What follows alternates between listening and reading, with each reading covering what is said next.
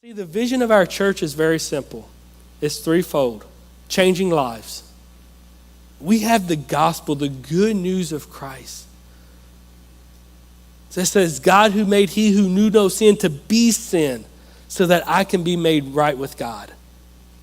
That's the gospel. And that gospel should change lives. It should infiltrate the brokenness of our community.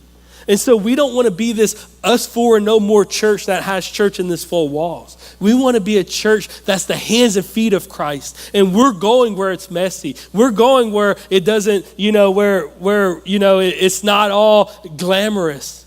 But we're going to go. We're going to engage in the messy ministry of addiction. We're going to engage in the brokenness of our community.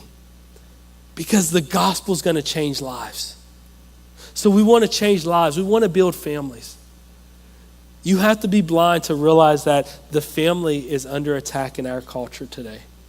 The family is under attack. There's marriages in here right now hanging on by a thread.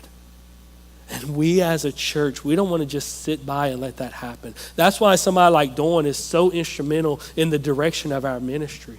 That's why we want to hear from the Lord, because we want to build families. We want a strong children's program. We want a strong student ministry. We want strong rush program. We want couples ministry, and we want to be a strong ministry so that a way as the enemy attacks the church and the family, we can build. And the last one is to make disciples. See, the Great Commission, the last great proclamation and commission Jesus gave to the church before he ascended to heaven. He didn't say, go and fill the church with a bunch of people. That wasn't the Great Commission. The Great Commission wasn't go get a lot of people trying really hard. The Great Commission was go and make disciples. What's a disciple? A disciple is somebody who listens to his master's teacher and does everything to reflect that teaching. Not justifying, well, that doesn't fit into my plan or my goal. A disciple doesn't have a plan and a goal.